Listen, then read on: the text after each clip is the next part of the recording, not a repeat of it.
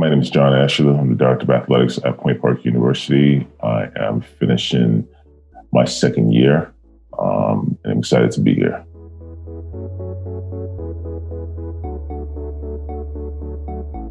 And we added esports just through a couple of different researches that we've done. And because of the popularity of the sport, it's something that when you look at some of the institutions on the West Coast, they're a little bit further ahead of us. So we're able to draw some knowledge from them and see that the growth of the sport was impending, especially on the East Coast. It was making its way to the East Coast. So I think we wanted to be on the front lines of bringing the game to the East Coast.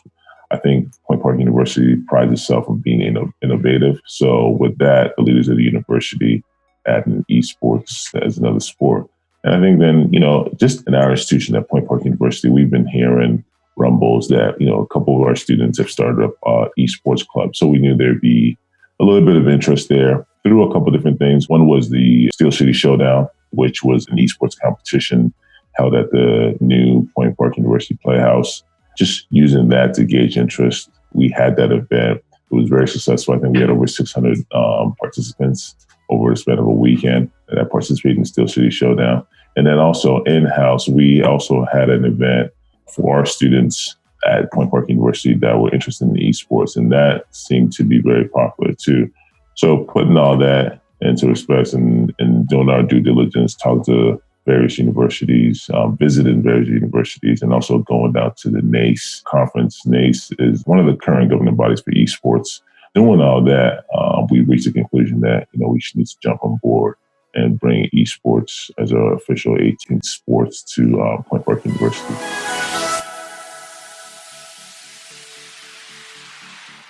There's a possibility, definitely, that it could bring sponsorships. I think with esports is very synonymous with sponsorships because, you look at a lot of different professional teams.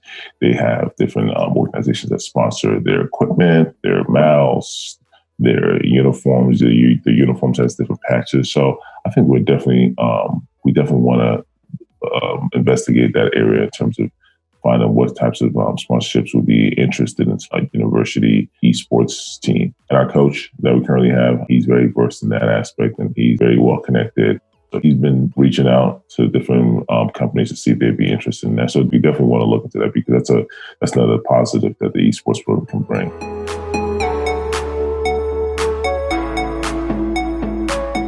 Through visiting other institutions and looking at their facilities, we kind of came up with a framework for what our facility is going to look like. So we actually have a room that we've gutted out right now, a pretty good room, it's on par in terms of the sizes of a couple of different schools that we've seen. So we're going to outfit that room into our esports arena. I'm very excited to see it because a lot of planning went into it. For what's around our area, it's going to be at the top, if not better than what we've seen so far.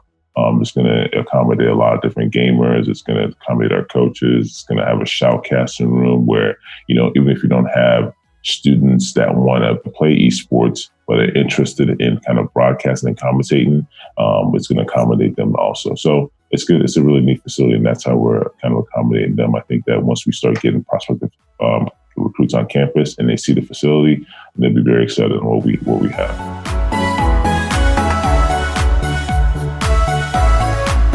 In terms of athletic scholarships, yes, esports is going to be treated just like our other sports. There's going to be athletic scholarships available, obviously based on their academic profile and their esports competition gaming profile, how good they are in their esports games. Yes, there will be various levels of athletic scholarships offered to student athletes. Again, we're treating it just like all our other sports in terms of athletic scholarships being available. The best thing that I look at it as a track and field program. So, within track and field, there's various other sports within track and field. You have the 100 meter, you have the discus, you have the shot put, you have the pole vault. So that's why I compare esports to, because within esports, you have different games that you can play, different sports, so to speak. The games are known as sports. So like League of Legends will be a sport, kind of how like high jump is a sport within track and field. The different games are different sports. So that's how I would kind of explain it, just to kind of help people be able to relate it to a sport that they're more familiar about and that they can better understand.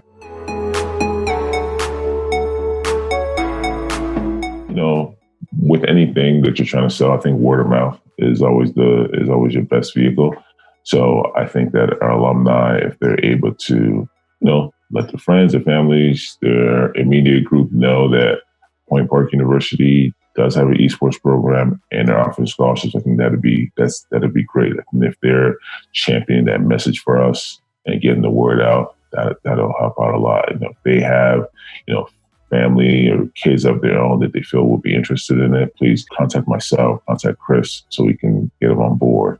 And again, as an athletic department, as an athletic director, I'm always trying to provide for our student athletes, more than what I got as a student athlete and more than hopefully what our student athlete alumni had. So any type of giving that they can provide for the athletic department now and in the future will definitely help out. Esports, again, is one of those sports that change rapidly. So we might buy chairs this year that are state-of-the-art chairs, but in 2 years, they're now obsolete. So now we have to buy the top of the line chairs again, because, it's going to be an arms race where school A is going to be touting their new equipment and new chairs, and school B has 2-year-old chairs and they have to upgrade. So in that respect, it's going to be something that changes rapidly that I feel it's going to be at times costly. So our alum, if they want to help at all, we're all on board. In regards to that, we definitely will need the help as we move forward in building a top of the line esports program.